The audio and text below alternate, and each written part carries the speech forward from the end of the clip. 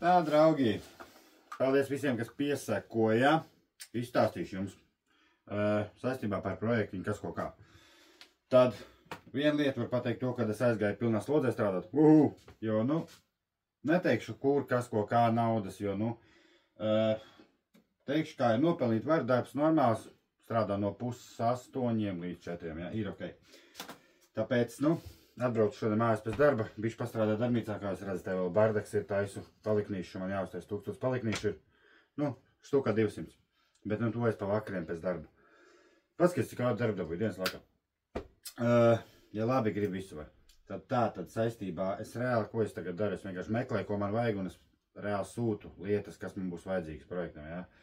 Tad es runāju ar Sīko, un viņš it kā gribētu elektrisko. Tu gokartu, hujokartu vai kas viņš tās būs. Es pat nezinu, kas pa hibrīdu būs, bet kaut kas nopietni būs. Tad esmu atradis diezgan daudz, esmu rakājies pie internetu, meklējis kas ko kā. Esmu atradis, ir vairāk veidi elektromotori, jā, un viņi ir diezgan jautīgi, līdz pat 5000 vatiem, jā. Tad viens ir šāda veida, no 48 līdz 72 voltiem, 3000. Viņš ir pilns komplekts, tu nāk pilnīgi viss iekšā, ko tev vajag, ķēde, zobrati, jā, nu pilnīgi viss, ko tev vajag. Bet ir viens bet. Stūra, viņš grib reāli, nu, tā kā mašīnas stūra, viss tas mehānisms, viss, jā.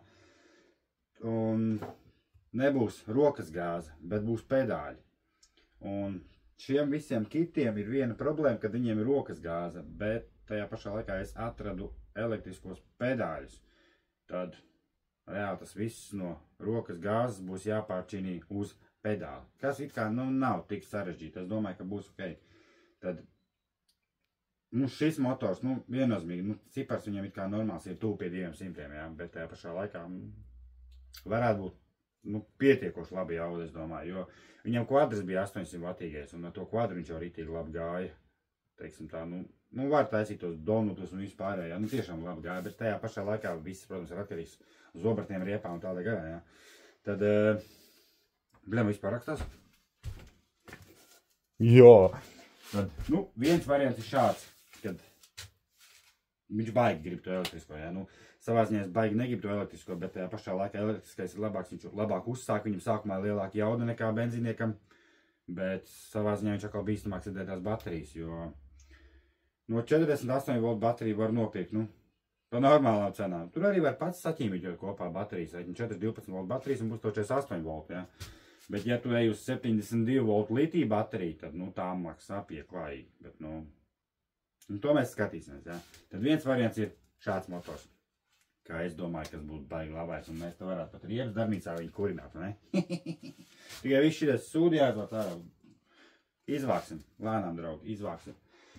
Tad nākošais, ko es ļoti gribētu, bet bļāviens, nu es nezinu, šitais 420 kubi, 15, it kā 15 zirgspēku benzīna motors, kurš nāk, smējieties vairāk, tikai 165 paundi.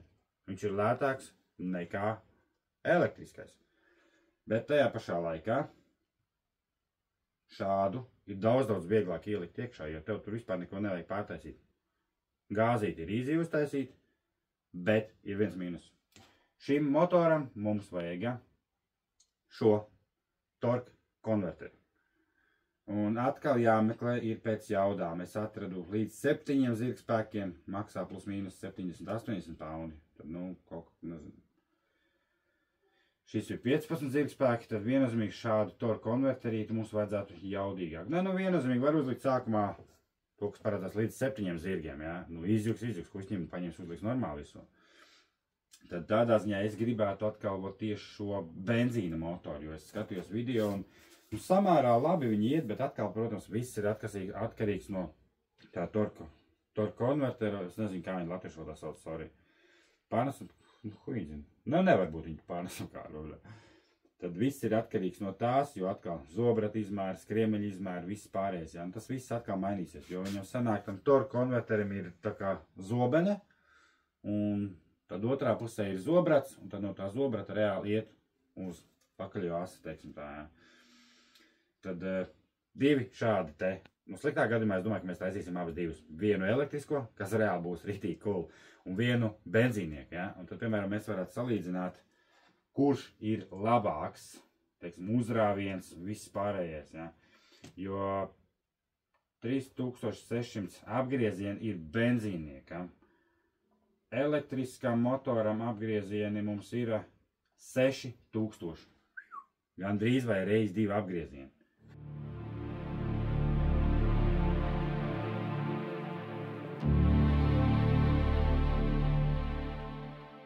Tā nebūs ok, es vienkārši rakstos. Es vienkārši gribu jums izstāstīt, kas ko kā, un tajā pašā laikā jūs arī varēsiet pateikt savas domas, kā jūs domājat labāk, kas benzīnieks, elektriskais, ja? Jo viennozīmīgi mēs brauksim projām tepat uz to trasīti, ja? Bet starpība nav nekāda, ja viņš var būs trokšņains, kas ko kā, bet starp šiem diviem. Benzīns, elektriskais. Izmaksas ziņā elektriskais viennozīmīgi būs dārgāks, bet tajā pašā laikā nu, viņam ir savu plusu un ir savu mīnus, jā, piemēram, pa lietu baigi nevar goņīt, jā, tev vajag aķi, viņš var būt tik nedrošs, tas ir litija aķis, viņš var iebanūt. Nu, kaut gan litija aķis, nu, nezinu, bet, nu, parasti aķi, nu, es nezinu, tas, kad jāskatās tas discharge, jā, tiem aķiem. Nu, reāli muzona aķis vienkārši varētu iebāzt arī sliktā gadījumā, bet atkal tajā pašā laikā tas ir liekas svars, jā, jo tas motors sver, es nezinu, 20 kg vai nebija, kā viņš svēra benzīnieks. Bet elektriskais tur vispār svara nav, bet tajā pašā laikā aķim atkal būs nenormāli liels svars, jā.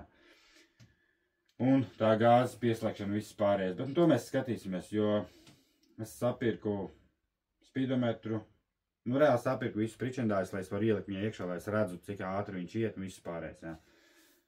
Ķipa speedometrs. Tas speedometrs strādā uz satelītu. Nu es karoči nezinu, kā viņš strādā, bet nu viņš strādā. Uz sliktā gadījumā ņemsim telefonu un mēģināsim mērīsim ar telefonu, jā.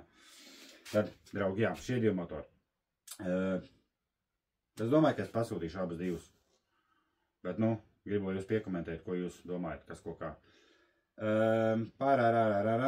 Noskatījos arī rāmi jau.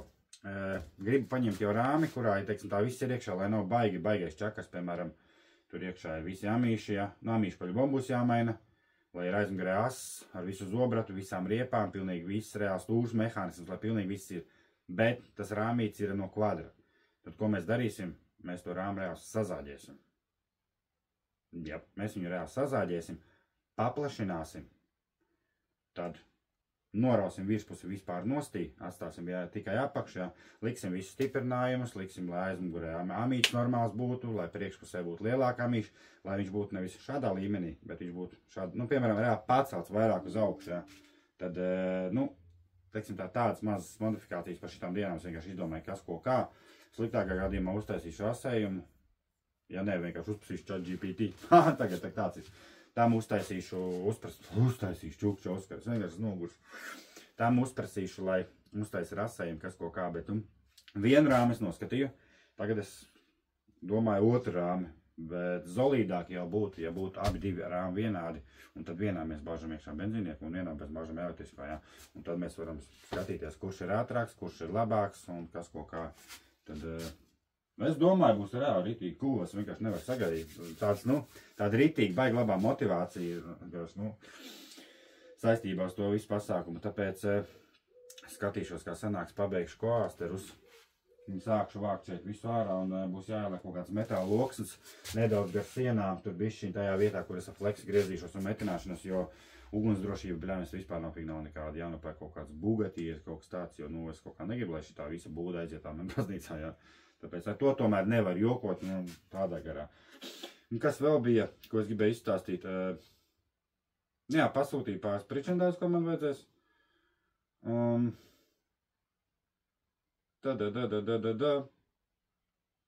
Jā, nu, elektriskam atkal tāds plus, ka tev nāk visus ķēdes, zobrat, viss līdz. Bet, nu, viennozīmīgi skatīsimies. Vajag vispirms dabūt rāmis. Un šos motors jau var sūtīt augšā reāli, cik viņi tur izmaksās. Nu, cik būs, tad to jautri būs.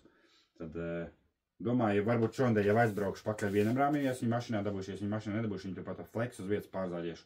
Jo tāpat viņi būs jāmetina un trubas jāsūta un jāpērk un viss, nu, darba būs daudz.